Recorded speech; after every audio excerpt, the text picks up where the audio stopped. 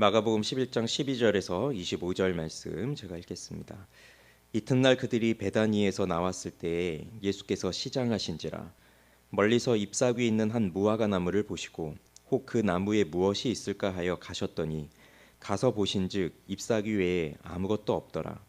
이는 무화과의 때가 아님이라. 예수께서 나무에게 말씀하여 이르시되 이제부터 영원토록 사람이 내게서 열매를 따먹지 못하리라 하시니 제자들이 이를 듣더라. 그들이 예루살렘에 들어가니라.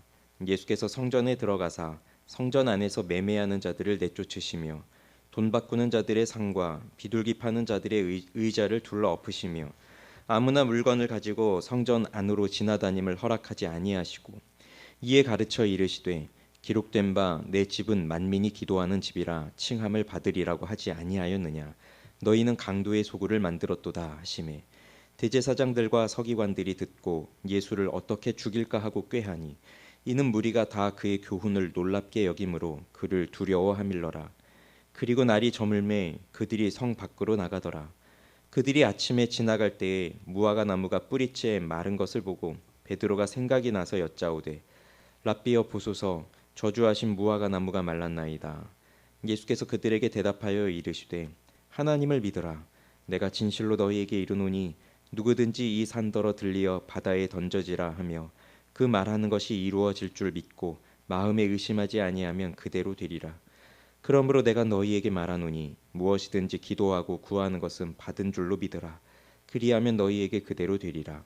서서 기도할 때에 아무에게나 혐의가 있거든 용서하라. 그리하여야 하늘에 계신 너희 아버지께서도 너희 허물을 사하여 주시리라 하시니라. 아멘. 이튿날이 되었고요. 예수님과 제자들은 베다니에서 나와 예루살렘으로 가십니다. 예수님은 배가 고프셨습니다. 멀리 보니 잎사귀가 있는 무화과 나무가 보였습니다. 그 나무에 열매가 있나 가서 보셨으나 잎사귀는 있는데 열매는 없었습니다. 아직 무화과가 열릴 때가 아니었기 때문입니다. 무화과의 수확 시기는 보통 8월, 9월인데 이때는 6월절 전이었으니 4월쯤 되는 겁니다. 그러니 무화과를 수확하는 시기는 아니었습니다. 그런데 예수님께서 이렇게 말씀하시며 그 무화과 나무를 저주하십니다. 이제부터 영원토록 사람이 내게서 열매를 따먹지 못하리라. 우리는 이 말씀을 보면서 의문이 듭니다. 지금 무화과가 열릴 때도 아닌데 그 나무에 열매가 없다는 것으로 왜 이 나무를 저주하실까? 예수님이 배가 고프신데 열매가 없으니 실망해서 그 나무에게 분풀이를 하시는 것인가? 그런 생각도 듭니다. 그러나 예수님의 말씀은 그런 의도가 전혀 아닙니다. 그 다음 이야기를 보면 이 열매 없는 무화과가 무엇을 나타내고 있는지를 알 수 있기 때문입니다. 오늘 읽은 본문을 보면 마가는 이 이야기를 기록할 때 샌드위치 형식으로 기록을 하고 있습니다. 바깥쪽에 열매 없는 무화과 나무의 이야기를 쓰고 그 안쪽에는 성전과 관련된 그 이야기를 하고 있는 겁니다. 즉 열매 없는 무화과 나무를 저주하신 것은 성전에서 하실 일이 무엇인지를 보여주는 하나의 행동적 비유였던 것입니다. 예루살렘에 들어가시고 바로 성전으로 들어가십니다. 성전에 들어가셔서 성전 안에서 매매하는 자들을 내쫓으십니다. 돈 바꾸는 자들의 상과 비둘기 파는 자들의 의자를 둘러 엎으십니다. 아무나 물건을 가지고 성전 안으로 지나다님을 허락하지 않으십니다. 성전은 이스라엘 종교에 있어 핵심일 뿐 아니라 또 이스라엘 민족적 정체성을 나타내 주는 것입니다. 이스라엘의 역사 속에서 그 나라가 멸망한 후에 헬라 제국의 지배를 받고 있을 때 그 안티오쿠스 에피파네스가 그 성전을 더럽히고 제우스 숭배를 하고 그렇게 하고 나서 주전 164년에 성전을 다시 봉헌하고 정화한 일을 그 마카비 왕조에서 했습니다.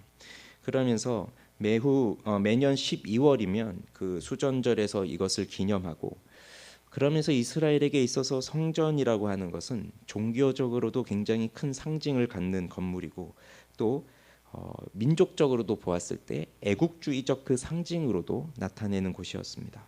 헤롯이 재건한 성전의 웅장함은 그 성전의 의미와 딱 맞물려서 그 이스라엘의 그 자존심을 나타내는 그러한 곳이기도 했습니다.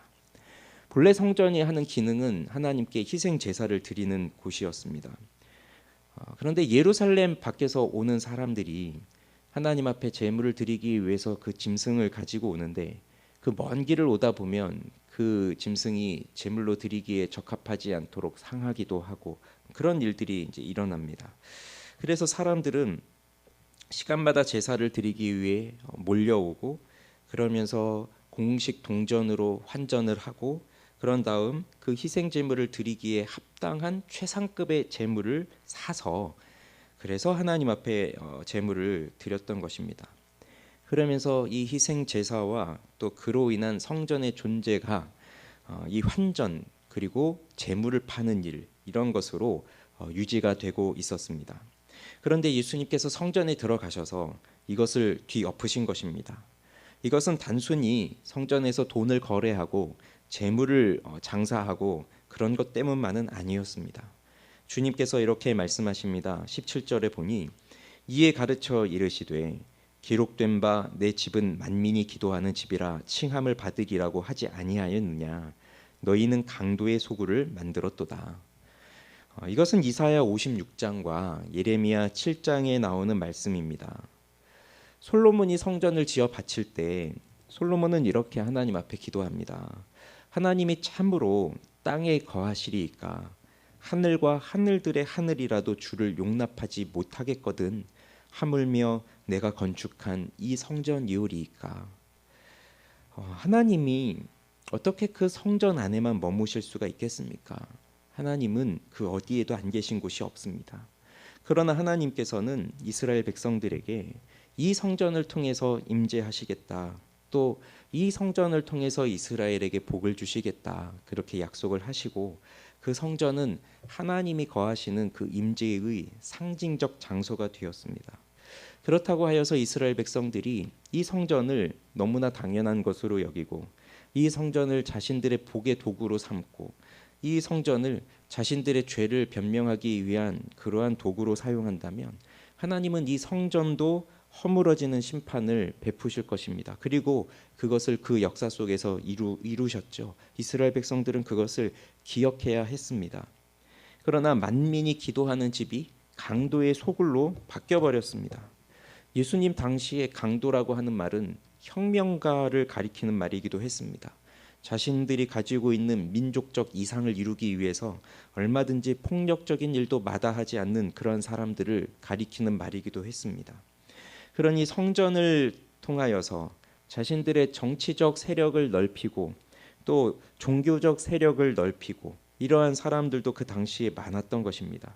그리고 이 성전을 통해서 하나님이 임재하신다는 것을 보이면서 이방인들도 하나님께 돌아와야 하는 것을 나타내어야 했지만 지금 이 당시의 성전은 철저하게 이방인들을 소외시키고 또 가난한 자들을 박대하는 곳이 되기도 했습니다. 그러니 제사 의식은 쉬지 않고 계속적으로 이루어집니다. 많은 돈이 오갑니다. 하나님이 받으시기에 합당한 제물이라고 하면서 최상급의 동물이 거래가 되고 그 동물이 그 제사에 바쳐지기도 하였습니다. 그러면서 사람들이 붐비는 곳이었습니다. 그러나 하나님을 예배한다고 하면서 제사한다고 하면서 세상의 번영을 꿈꾸고 또 자신의 욕망을 채우고 자신의 정치적 종교적 세력을 넓혀가는 그러한 곳이 되어버렸으니 예수님께서 이 성전을 가리켜서 마치 잎사귀는 무성하지만 열매가 없는 그 무화과 나무와 같은 모습이 바로 성전이다라고 하는 것을 가르쳐 주신 겁니다. 그래서 예수님은 그 열매 없는 나무를 통해서 말씀하고 싶은 것이 있으십니다. 바로 잎이 무성하지만 열매가 없는 나무를 통해 당시 성전에서 이루어지는 종교적인 모습과 사람들의 모습을 지적하고 싶으셨던 겁니다. 무화과 나무는 구약 성경 여러 곳에 보면 이스라엘을 또 가리키기도 합니다. 예레미야 8장 13절이나 호세아 9장 10절 같은 곳을 보면 그 무화과 나무는 이스라엘을 비유하고 있습니다. 바로 이들의 모습이 잎은 무성한 그렇지만 겉으로 보기에는 잎사귀가 풍성하지만 그러나 실상 가까이서 다가가 보면 열매가 없는 그러한 나무였습니다. 무화과 나무의 본래의 목적이 무엇일까요? 잎을 많이 내서 보기에 좋아 보이는 그런 나무일까요? 그런 것이 아닙니다. 무화과 나무는 무화과 열매를 맺어야 하는 것이죠. 하나님이 이 모든 세계를 창조하실 때 그렇게 하나님의 나라를 완성하여 가도록 사명을 주셨지만, 그리고 나무도 그 열매를 맺는 것으로 또 그 일을 해야 되는 것이지만, 그 열매를 맺기 위해 또 하나님은 놀라운 은총으로 이 모든 세계를 다스리시고 필요한 자원들을 주시지만, 그런 자원들을 받음에도 불구하고 열매를 맺지 못하는 것은 존재의 그 목적, 그 본연의 의무를 다하지 못하는 것입니다. 그러니 예수님은 이 나무를 저주하심으로써 나무 자체를 저주하는 것이 아니라 당시 사람들의 외식하는 모습을 지적하고 계십니다. 잎은 무성하지만 열매 없는 그 이스라엘 백성들의 모습, 종교 지도자들의 모습, 그들을 향해 말씀하고 계시는 것입니다. 이 저주의 내용을 생각해 보시죠. 생육하고 번성하고 충만하고 정복하고 다스려라. 이것이 하나님의 축복인데, 그런데 그 축복과는 정반대입니다. 열매가 없다라고 하는 것이니 충만, 정복 그런 것은 없는 거죠. 생육, 번성 그것도 없는 것이죠. 그러니 이것이 얼마나 무서운 저주인가요? 그 저주의 결과는 그 나무가 뿌리째 말랐다는 것입니다. 이것을 보면서 우리는 생각하게 됩니다. 나의 모습은 열매 없는 무화과 나무가 아닌가. 잎은 무성합니다. 그래서 멀리서 볼 때에는 정말 아름다워 보입니다. 무언가가 있을 것 같습니다. 그렇지만 가까이 와서 보면 아무것도 없는, 잎이라도 있으니 다행이다 그런 생각이 듭니까? 그렇지 않아요. 결과는 뿌리까지 말라버린 것입니다. 하나님이 우리에게 원하시는 것은 열매입니다. 열매는 무엇일까요? 그것은 바로 우리의 삶입니다. 열매 맺는 삶이 되기 위해서 또 필요한 것은 무엇일까요? 그것은 자원이죠. 나무가 열매를 맺기 위해서는 햇빛도 필요하고 물도 필요하고 땅의 양분도 필요합니다. 우리의 영혼에도 삶이라고 하는 열매를 맺기 위해서는 하나님이 내려주시는 그러한 은혜가 필요한 겁니다. 여기에는 말씀의 빛이 있어야 하고 단비와 같은 성령의 은혜가 필요하고 또 우리의 영혼을 살찌우는 기도의 은혜가 있어야 합니다. 그러할 때 나의 삶이 열매로 나오는 것이고, 그것은 결국 우리의 믿음의 삶입니다.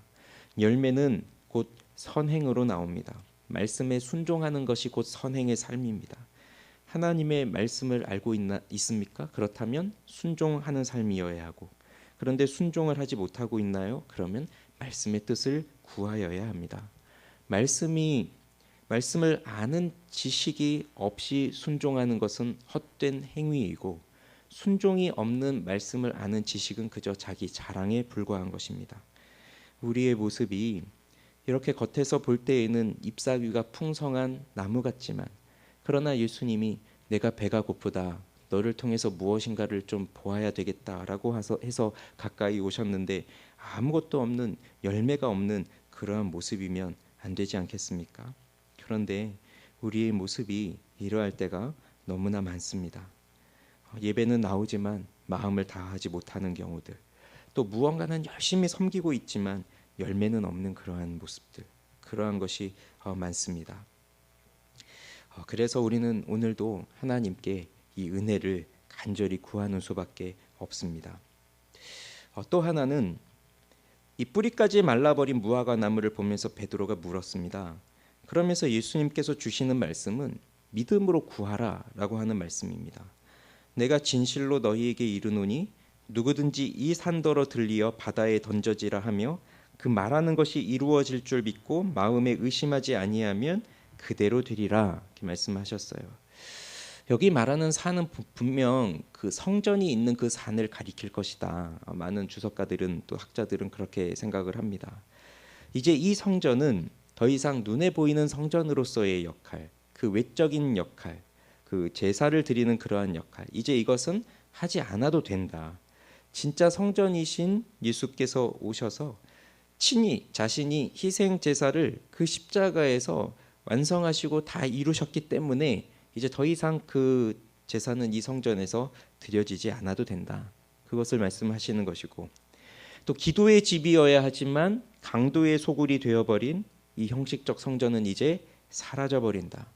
예수님께서 진정한 성전이 되시고 이제 그분을 믿고 그분을 마음에 모시고 사는 사람들은 성령이 그들 속에 거하는 자들이 되어 하나님의 전을 이루면서 살아간다는 것입니다. 그 하나님의 전을 이루는 것이 곧 그리스도의 제자들이고 오늘날 우리 교회들입니다. 그러니 우리 교회가 어떠하여야 하겠습니까? 형식적 제사와 의식으로 가득한 곳이 아니라 성령으로 충만한 교회가 되어야 하고, 자신의 욕심을 채우는 인간적 습관으로 가득 찬 종교적 의식을 행하는 장소가 아니라 성령이 거하는 전이 되어야 하는 것입니다. 그리고 우리 한 사람 한 사람들이 기도하는 집이 되어 믿음으로 하나님의 뜻을 구하는 그 삶을 살아가는 장소가 되어야 하죠. 그리고 이것을 실제로 이루는 방법을 예수님이 말씀하시는데, 오늘 본문 마지막에서 용서라고 하는 것을 말씀하십니다. 용서의 의미를 알고 서로 용서하는 자들이 그리스도를 통해 주어지는 용서에 합당한 반응을 하고, 또 이 불의로 가득한 세상 속에서 삶의 열매를 올려드리며 살아갈 수 있는 그것이 바로 용서라고 하는 것을 오늘 본문 마지막에서 예수님이 제자들에게 가르쳐 주십니다. 오늘 우리가 이 말씀을 묵상하면서 나는 또 잎은 가득하지만 열매가 없는 모습으로 살진 않았나 또 생각을 하고, 그리고 우리를 기도의 집으로 또 그렇게 불러주셨는데 정말 그렇게 기도의 집으로 살아가고 있나 하는 그것도 묵상을 하게 됩니다. 그러면서 우리 자신들이 예수님께서 정말 원하시는 그 삶의 열매를 맺고 그것으로 우리 예수님께 기쁨을 드리는 또 삶을 살아가야겠구나라고 하는 생각도 하게 됩니다. 이렇게 오늘 이 말씀을 통하여 우리 자신을 우리 주님께 올려드리는 그러한 삶을 살아갈 수 있게 되기를 주님의 이름으로 축원합니다.